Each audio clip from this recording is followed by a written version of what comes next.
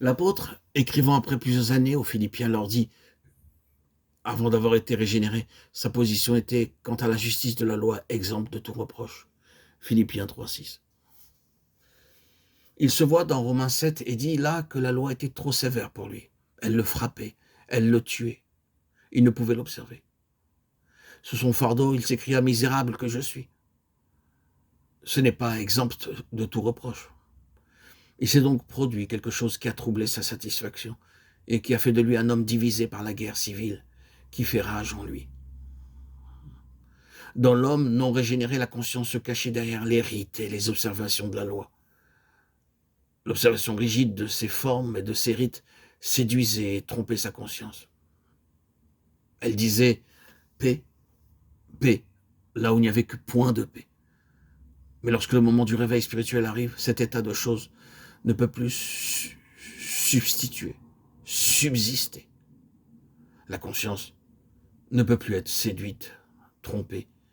Et bien que l'âme puisse encore essayer quelques flirts avec le péché, l'esprit éveillé est vivifié et réprime sa propre âme.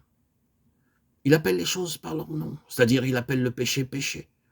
Au lieu de traiter la loi des cérémonies comme une compensation à la morale, il comprend que cette dernière est la chose essentielle et que l'obéissance vaut mieux que les sacrifices et l'observation de sa parole vaut mieux que la graisse des béliers.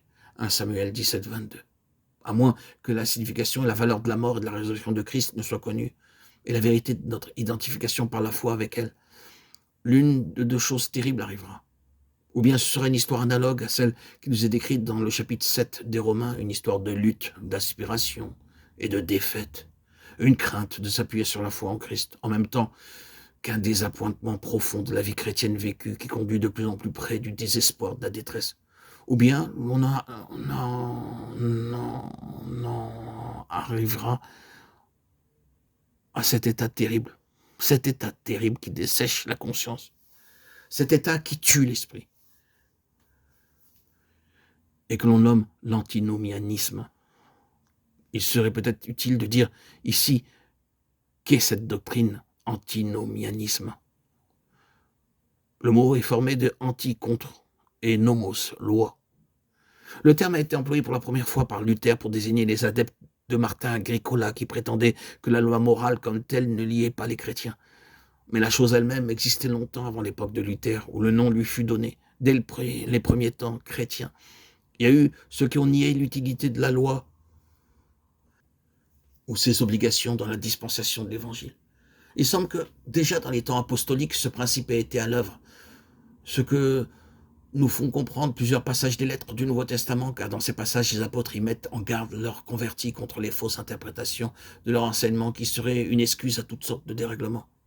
À ceux qui, dans un esprit de contradiction, désobéissent à la vérité et obéissent à l'injustice, à eux, la colère et l'indignation. Anéantissons-nous donc la loi par la foi? Non, certes. Au contraire, nous confirmons la loi. Romains 3, 8 et 31. Que dirons-nous donc? Que nous devons demeurer dans le péché afin que la grâce abonde? Non, certes. Romains 6, 1.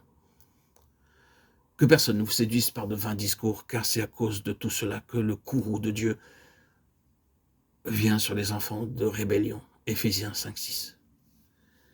Avec leurs discours pompeux et vides, ils séduisent par les convoitises de la chair et par l'impudicité ceux qui viennent à peine d'échapper aux hommes qui suivent la voie de l'erreur, en leur promettant la liberté alors qu'ils sont eux-mêmes esclaves de la corruption. Car on est esclave de ce qui vous a vaincu. De Pierre 2, 18, 19. Et au cœur de cette doctrine, une fausse interprétation de la doctrine de la justification par la foi. Quelques-uns ont même enseigné dans le passé que, puisqu'ils sont spirituels, leur nature ne pouvait plus être corrompue, quelle que soit leur conduite morale, ou bien qu'une personne élue ne péchait plus, alors même qu'elle commettrait des actes mauvais en eux-mêmes. Certes, personne ne soutiendrait délibérément une telle doctrine, mais le principe peut cependant opérer.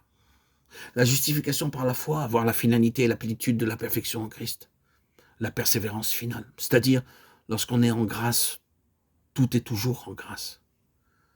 Des affirmations comme celle-là peuvent, si étranges que paraissent cela, produire une espèce de christianisme dur et légal, si elle est mal comprise. et résulter en beaucoup de choses positivement mauvaises, ou problématiques, ou autres que conformes à la grâce de Christ.